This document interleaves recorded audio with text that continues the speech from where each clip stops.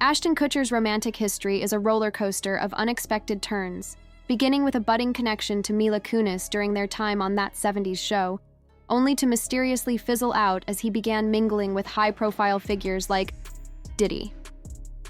He later married Demi Moore, a relationship that many saw as emotionally taxing for him, leading to speculation that he lost a part of himself during that time. Whispers of questionable behavior involving Demi's daughters surfaced after their split, casting a shadow that never fully lifted. Strangely, his and Mila's eventual reconnection seemed to trace back to Punk'd, the prank show he hosted, where an offhand comment, "You can't punk me," captured the oddly intense energy between them.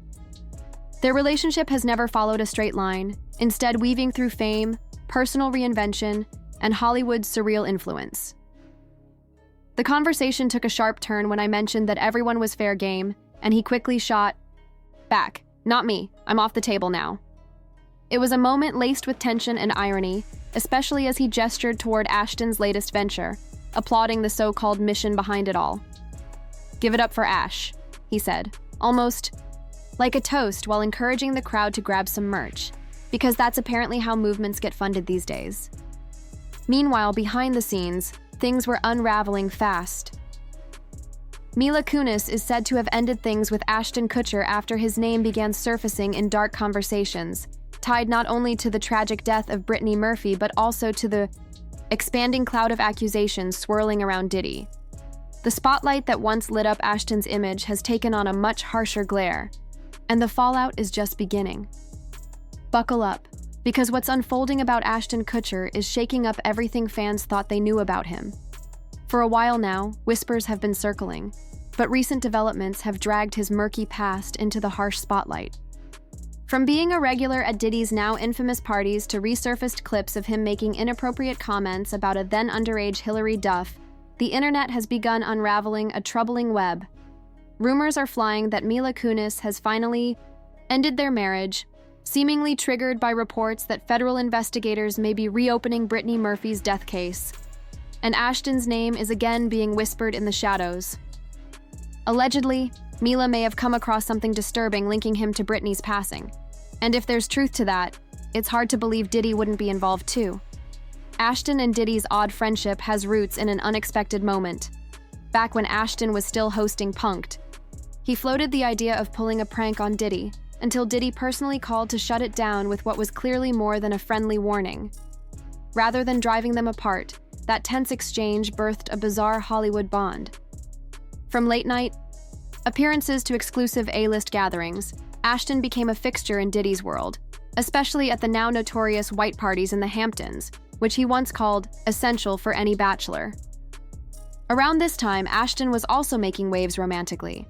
After filming Just Married, he started dating his co-star Brittany Murphy.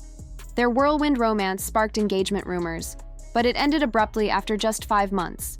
Soon after, he was publicly linked to Demi Moore, marking the start of a high-profile relationship that would see him become stepfather to her 3 daughters. But rumors swirled around why he and Brittany split, with some alleging Ashton tried to pull her deeper into Hollywood's shadowy social scene, possibly involving Diddy. Supposedly, Brittany resisted, and even considered going public with what she knew. Days before she was allegedly ready to speak out, she died under mysterious circumstances, parallels that some draw to the equally sudden and strange death of Diddy's ex, Kim Porter. Friends said Brittany had become increasingly paranoid in her final days, installing fingerprint locks and security cameras, convinced she was being watched or followed. Her fear wasn't vague, it was intense, palpable, and shared with close friends who still believed something wasn't right. After her death, Ashton gave a sentimental tribute, recalling how she was always the first to dance at a party, though for many, his words rang hollow against the backdrop of everything now surfacing. As the dots continue to connect in unexpected and unsettling ways, the picture of Ashton Kutcher's past is becoming darker and far more complex than most ever imagined. Ashton Kutcher once remembered Brittany Murphy as the kind of person who lit up any room, the first to dance at a party, and said he focused on celebrating her spirit rather than trying to make sense of her untimely death. But if you fast forward to November 2011, Kutcher's own life was quickly spiraling. After persistent rumors of infidelity, Demi Moore publicly announced their split, and what followed was an avalanche of media attention. Though she had stood by him for years, the accusations of cheating were impossible to ignore. By December 2012, Ashton filed for divorce, but the process dragged on for nearly a year, wrapping in late 2013. Yet even before things were legally finalized, Ashton was already romantically linked to Mila Kunis. Their relationship began while he was still legally married, raising eyebrows about the timing, but the two quickly became a staple Hollywood couple, until recently, when that chapter also seems to have quietly closed. Now, with Mila reportedly walking away from the marriage, Ashton's past is casting a long, dark shadow. Insiders say Mila had drawn a hard line, no more contact with Diddy, especially after Ashton made noticeable efforts to cut ties once Diddy found himself facing serious legal trouble. But this wasn't the first time Ashton found himself connected to someone surrounded by disturbing allegations.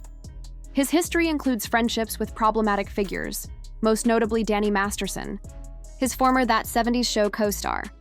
In September 2023, Masterson was convicted of raping 2 women and sentenced to 30 years to life in prison.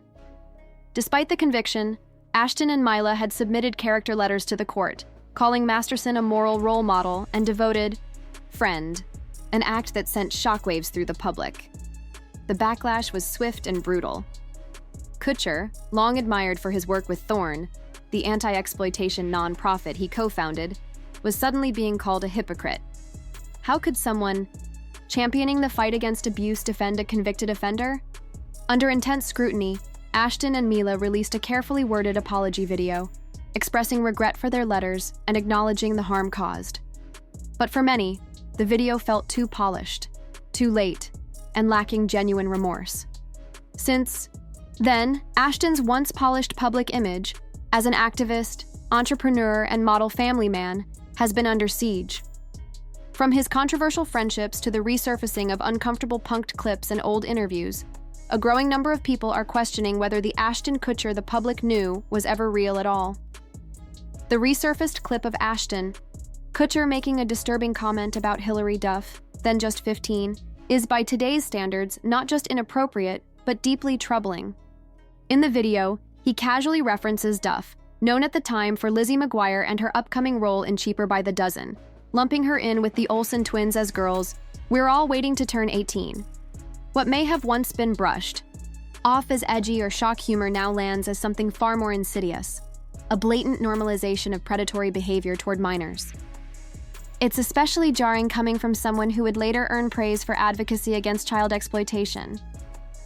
Then there's the unsettling story of his first on-screen kiss with Mila Kunis, who was just 14 at the time while he was 19. That kiss, Mila has admitted, was uncomfortable and nerve-wracking. Years later, we learned that it wasn't just awkward. It was part of a bet Kutcher made with co-star Danny Masterson, who would go on to be convicted of rape. It's a detail that in hindsight shifts the moment from teen awkwardness to something more exploitative, and the darkness doesn't stop there. In 2001, Ashton was dating Ashley Ellerin, a 22-year-old fashion student, when she was brutally murdered by serial killer Michael Gargiulo. Ashton later testified in court, recounting how he showed up at her place the night of her death, saw what he assumed was spilled wine, and left when she didn't answer. Though he wasn't implicated, his connection to the crime placed him at the edge of yet another grim chapter in Hollywood's underbelly.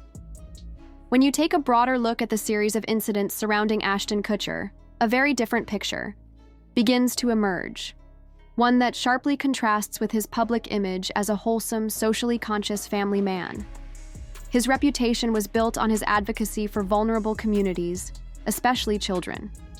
He stood before Congress, speaking passionately against human trafficking, and co-founded Thorn, an organization committed to protecting children from online abuse. These actions earned him praise as a celebrity, using his platform for good. But beneath this carefully polished surface lies a troubling pattern that raises serious questions about his judgment and integrity. Consider the uncomfortable moments that have surfaced over time. Comments and jokes about underage girls that many now view as deeply inappropriate, a kiss with a young girl that was reportedly the result of a bet, and ongoing associations with individuals who have been convicted of heinous crimes. These are not isolated events.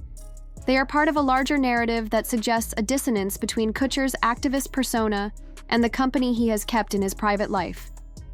One of the most glaring contradictions came to light when Kutcher, along with his wife Mila Kunis, wrote a character letter in support of Danny Masterson, who was convicted of rape. The letter described Masterson in glowing terms, minimizing the severity of his crimes and ignoring the pain of the victims. This shocked many of Kutcher's supporters, who saw it as a betrayal of the very principles he claimed to uphold. The backlash was swift, and although both Kutcher and Kunis later issued apologies, the damage to their credibility had already been done. Moreover, Kutcher's proximity to Hollywood's darker circles, party scenes allegedly linked to criminal behavior, and even a murder investigation in which he was indirectly involved, paints an even murkier picture. While he may not be directly responsible for these crimes, his continued involvement in environments tainted by scandal undermines his image as a protector of the vulnerable. Altogether, these revelations chip away at the narrative of Ashton Kutcher as a model citizen and advocate. They force a re-examination of how easily a carefully crafted public persona can mask troubling contradictions. For many, the gap between his activism and his actions has become too wide to ignore, leading to a fractured perception that may never fully heal. It's left many asking, has Ashton been wearing a carefully curated mask all along? Or is this a case of someone caught between loyalty, poor choices, and the corrupted culture of celebrity? Either way, his legacy now carries a heavy burden of contradiction, one that the public won't ignore so easily this time. What do you think? Is this the unraveling of another carefully polished Hollywood image, or the start of long overdue accountability?